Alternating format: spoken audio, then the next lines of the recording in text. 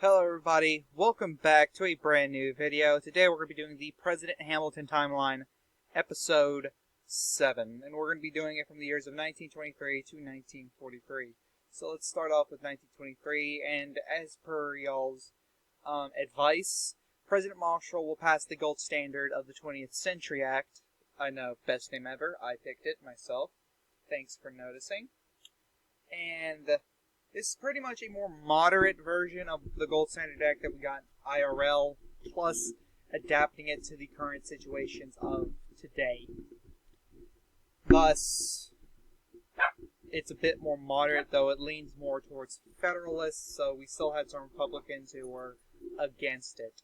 Going on to 1924, President Marshall would veto a bill ending the death penalty. Republicans would be pushing for it. They'd get it passed. There would be one or two Federalist senators who would support it. But Marshall would veto the bill. And we also have the 1924 election where Republicans nominate Wisconsin Senator Robert La Follette. And the Federalists would appoint the Secretary of Treasury under the Marshall administration, William McAdoo.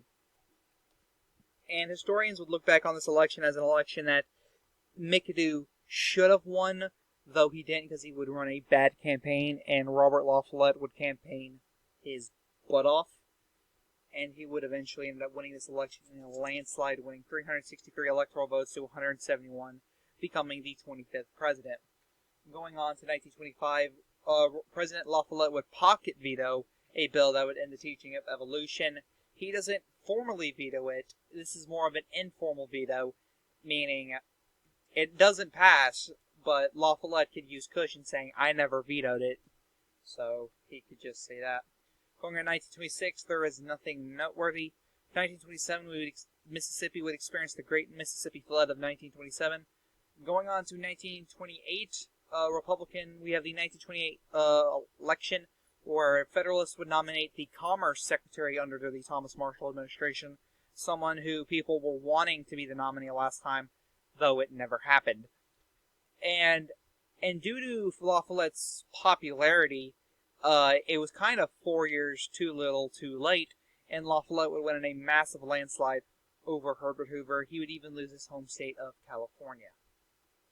In 1928, we'd have the Cleveland Clinic fire of 1929 that would happen, and the Great Depression would begin. Thus, La Follette's popularity done. Going on to 1930, President La Follette would sign a $150 million economic stimulus package. We're not getting stimulus checks. This stimulus is going to, funnel the economy, doing what it can.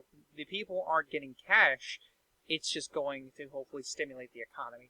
In 1931, there is nothing noteworthy as we head on to 1932. President La Follette would veto the Revenue Act of 1932, which would establish a gas tax. He would veto it.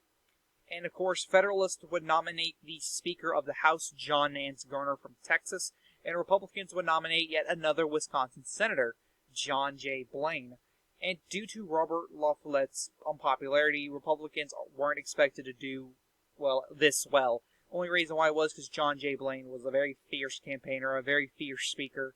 He, it could appeal to a lot of people, but due to the current circumstances, John Garner was essentially going to win no matter what, especially in a landslide, which is what happened. So John Nance Garner becomes the 26th president.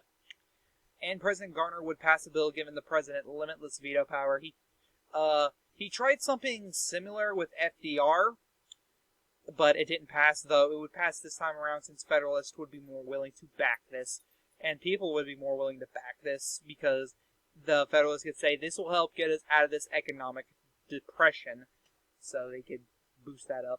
And Garner would also ratify the 20th Amendment, which is the lame duck amendment. He would also veto the Blaine Act, John J. Blaine's Act. He proposed it, he says nope.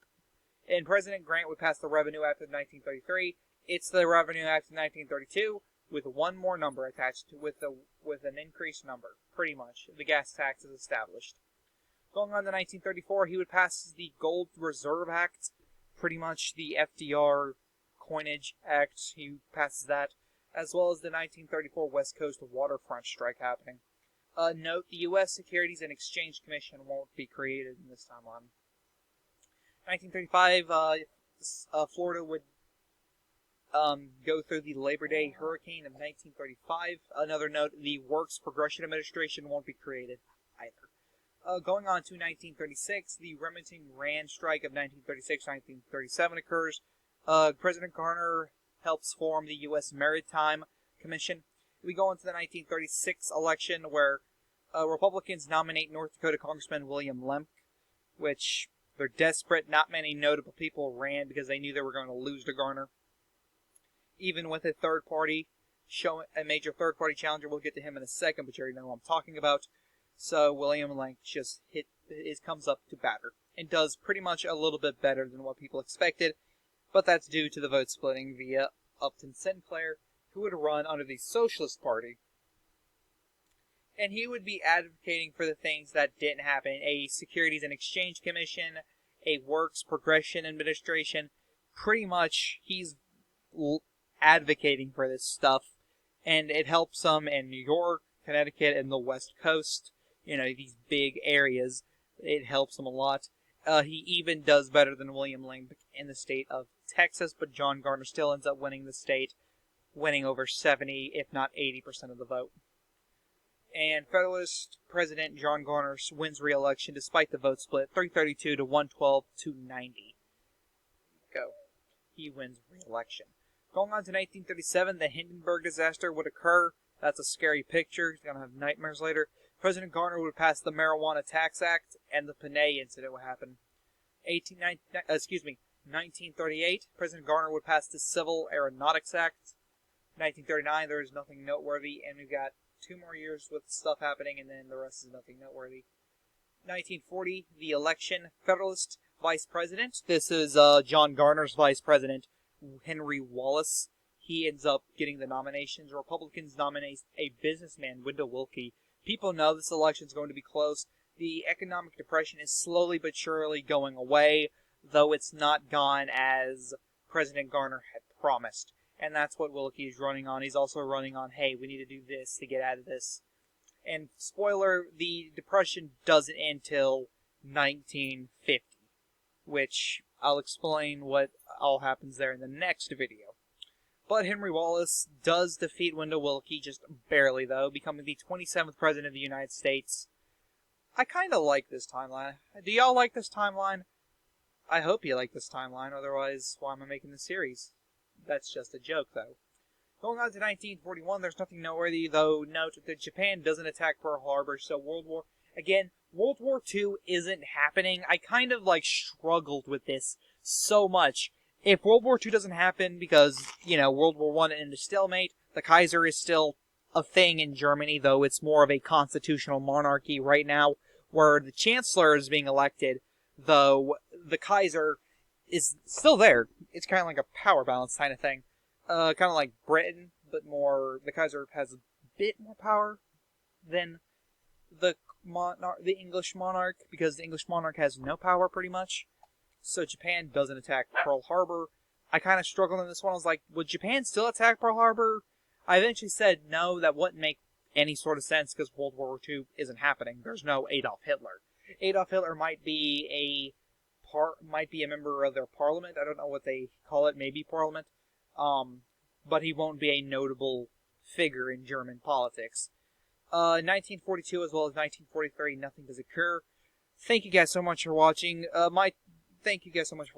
Don't forget to go follow my Twitter at Chaotic Politics. This is the Chaotic One saying, peace.